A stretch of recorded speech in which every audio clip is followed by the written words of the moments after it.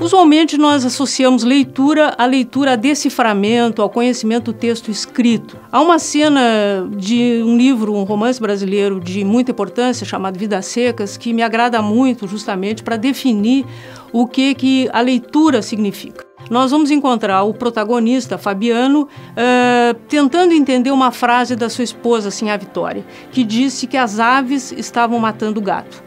Ele pensa e diz assim, mas assim, a Vitória está desregulando, né? Ela não está bem da cabeça.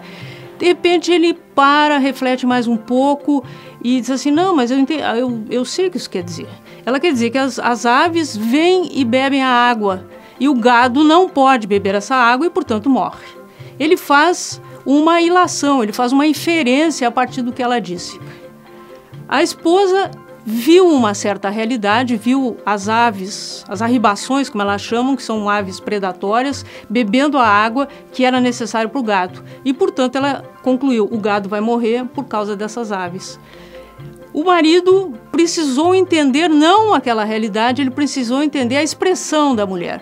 E ele faz o raciocínio que ela fez. E aí tem uma frase lapidar do Graciliano Ramos, que é o autor do romance, que diz: a significação apareceu. Quer dizer, o homem e a mulher, ambos iletrados, pobres, eles foram capazes de não apenas entender a realidade que os cerca, uma realidade opressiva, que levaria necessariamente à tragédia, mas ao mesmo tempo foram capazes de expressar essa significação. A leitura do mundo precede a leitura da palavra.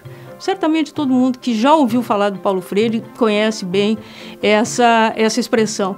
E nós podemos entender isso, seja pelas nossas vivências, seja por essa cena que me parece fundamental no livro do Graciliano Ramos. Quer dizer, essas personagens, assim como nós, pessoas, só estamos aptos a chegar no mundo da leitura se nós nos sentimos capazes de ler a realidade que nos cerca e atribuir a ela um sentido, né? Isso é importante para todos nós e isso significa que nós não podemos estabelecer nenhuma diferença, nenhuma repartição, nenhuma segmentação entre a pessoa que está apta a ler porque ela foi alfabetizada e aquela que, vamos dizer assim, está excluída desse processo.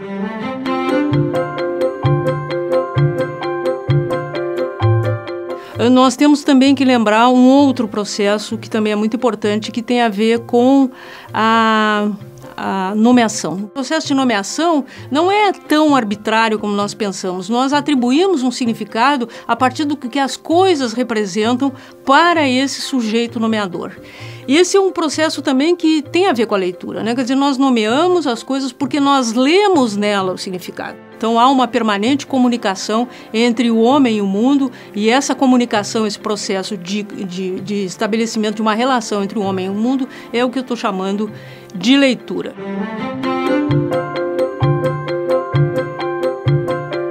Percebendo os objetos, as pessoas desejaram transformá-las em signos, em imagens. Então ela é primeiro chamada uma escrita ideográfica.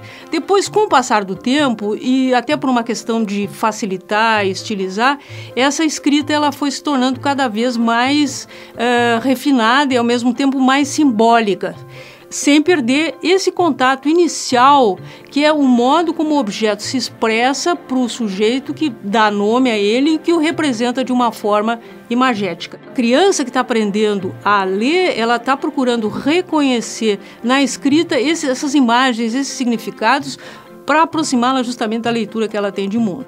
Na escola, a criança é introduzida à leitura no sentido de conhecimento e decifração do texto escrito. Mas essa situação original, essa situação de que ela é leitora antes de conhecer o texto escrito, precisa estar muito clara para qualquer um que trabalhe nesse segmento de mediação.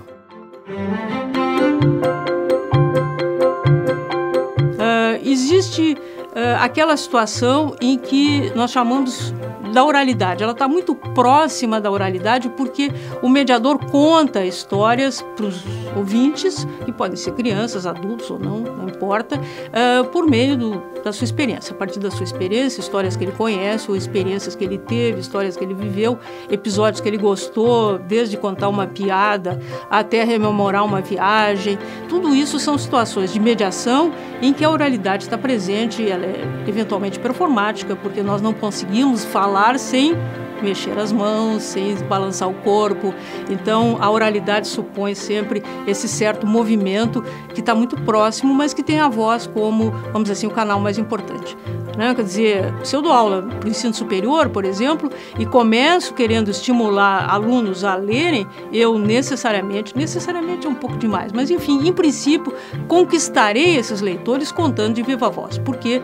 Porque a nossa forma, vamos dizer assim, primordial de valorização do processo de narração, de conhecimento de mundo que está na base da leitura. O filme que eu lembro aqui se chama Um Doce Olhar, é um filme turco que é facilmente acessível pelo YouTube, e nesse momento o professor pede ao aluno que leia, ele não está familiarizado com o texto que ele tem que ler, porque ele preparou um outro, e mesmo assim o professor insiste, e o menino, então, ele não consegue ler, os colegas riem, e aquilo é, vamos dizer assim, frustrante e até comprometedor para a carreira, vamos dizer assim, de leitor do própria criança. Ela, obviamente, vai começar a rejeitar textos escritos, textos que ela tem que ler em voz alta. Então, esse é um exemplo do mau emprego da técnica quando ela está envolvido o autoritarismo do professor, em que ele não respeita as peculiaridades do estudante. Ele tem que ler, ele pode dar o start, vamos dizer assim, dessa leitura e depois ir passando para os diferentes leitores, crianças, adolescentes, até adultos,